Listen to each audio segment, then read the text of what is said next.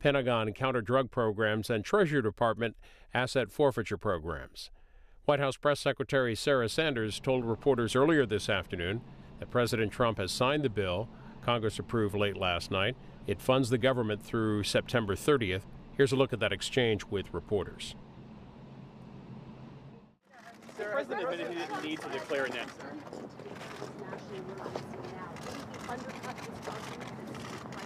Not at all. The point the president's making, I think the biggest takeaway that we have to look at is that he shouldn't have to. Congress should have stepped up and fully funded all of the things that CBP and DHS have said they need to protect our border. But look, the president could drag this out, certainly over years, and we could spend the next decade building the wall. But the president wants to stop the national security and humanitarian crisis that's taking place at the border. He wants to stop it as soon as he can, and that requires getting additional funding outside of the funding package. Sarah. Has the president actually signed the spending bill? He did. The president signed the bill maybe about 20 minutes or so ago. Yep. I don't think there's an official photo of it released, but he has signed it. There's been a lot of concerns about certain provisions in the bill, specifically Angel Moms came here to talk to him about it today.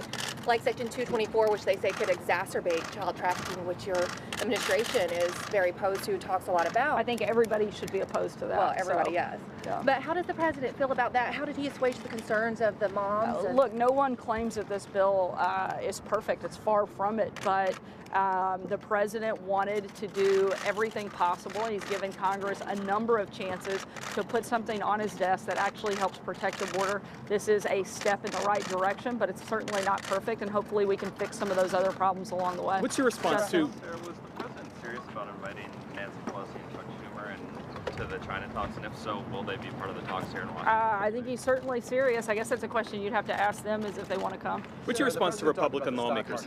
Sorry, I'll keep it. Sure. How much are you guys looking at the stock market in these China negotiations? Are you encouraged by the prospect of a stock market boost if the negotiations go well, and do you feel boxed in by the prospect of a stock market decline if the negotiations don't go well? Certainly, I think everybody always wants the stock market to do well. I think that's always a positive thing, but that's not what the president's basing the trade conversations on. He's making sure that we get the best deal possible for American workers and making sure we get fair deal that protects intellectual property and a number of other things. And so that's first and foremost the priority for the president, is making sure it's a good deal. I'm sorry? Is he worried about a negative reaction if the deal doesn't go through? Again, we're making progress, and we'll see what happens from there. The president's focused more on long-term economic stability, not just the ebb and flow day to day. So what's your response to Republican lawmakers who say they're uncomfortable with the president declaring a national emergency? They say it constitutes executive overreach.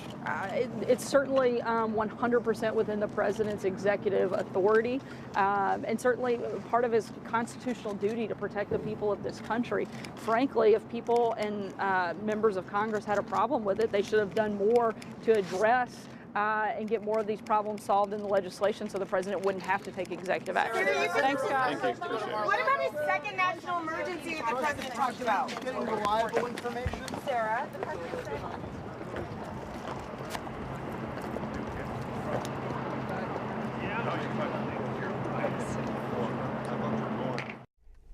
Stacey Abrams,